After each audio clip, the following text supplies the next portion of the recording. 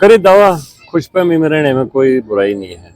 हर आदमी को खुशफहमी में रहना चाहिए, लेकिन रिजल्ट वही आएगा जो 2019 में आया था। सर आप बिल्कुल 10 की 10 पर लड़ेगी, 10 की 10 जीतेगी। जो टोला कह रहे थे कि हम भी 10 की 10 चुनाव की सीट लड़े। चलो वो उनका अपना हर पॉलिटिकल पार्टी को अधिकार है कहने का, वो अपनी बात कहें, उसमें हमें क्या एतराज है। क्या राम भारत का संविधान लागू हुआ था, जिसको हम गणतंत्र दिवस के रूप में मनाते हैं। आज 75वां वर्ष आरंभ हो रहा है, 75वां गणतंत्र दिवस है।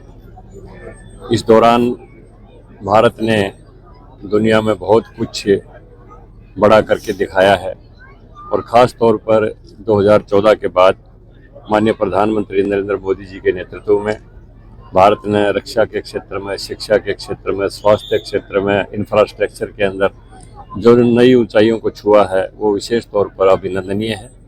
और 2014 से हरियाणा में भी हमारी भाजपा की सरकार है, मनोहर लाल जी के नेतृत्व में काफ़ी व्यवस्था परिवर्तन के बड़े बड़े कदम उठाए गए, जिनमें काफ़ी पारदर्शिता आई है। चाहे वो नौकरियों का मामला हो, चाहे ट्रांसफ़र का मामला हो, चाहे जनता को उनके मूलभूत जो अधिकार हैं उनको देने का मामला हो, सभी जगह अच्छी पारदर्शिता आई है।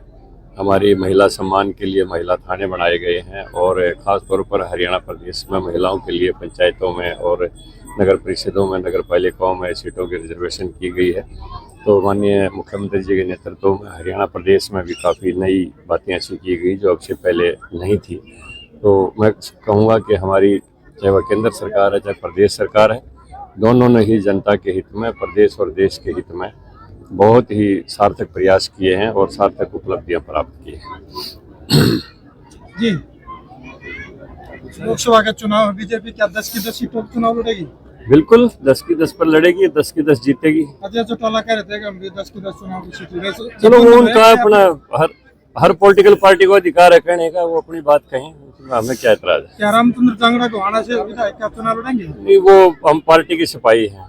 मैं तो पीछे भी लड़ना चाहता था, लेकिन केंद्र में भेज दिया। हम पार्टी के सिपाही हैं, जो आदेश देंगे वो करेंगे। सर राहुल गांधी पे एफआईआर दर्ज हुआ है। ऐसा है, मेरी समझ में अब तो आईपीसी का जो है ना, इंडियन पेनल कोड का भारतीय न्याय संहिता नाम रख दिया। तो ऐसी कोई धारा नहीं उस पर जो ना लागू हो सकती हो। वो रोजाना ऐसे काम करता रहता है। जिस तरह से अशोक तंवर बीजेपी में शामिल हुआ, इस तरह क्या देखते हैं? निश्चित तौर पर एक अनुभवी नेता है, और वो भाजपा को उससे ताकत मिली है, और अच्छा काम करके वो दिखाएंगे। तो जो भी आता है पार्टी में उसका स्वागत है, उसका सम्मान है, और मैं यही कामना करता हूं कि अब वो स्थायी रूप में बीजेपी में रह कर अपनी सेवाएं दे, और उससे पार्टी को भी और उनको भी, दोनों को ही लाभ होगा। भूपेंद्र हुड्डा 2024 में सरकार बनाने की दावा करे दावा, खुशफहमी में रहने में कोई बुराई नहीं है।